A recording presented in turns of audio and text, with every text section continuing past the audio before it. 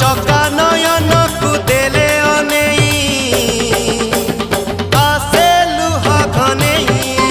तोर कड़ा बदन को देले अनेई आसे लुहा घनेई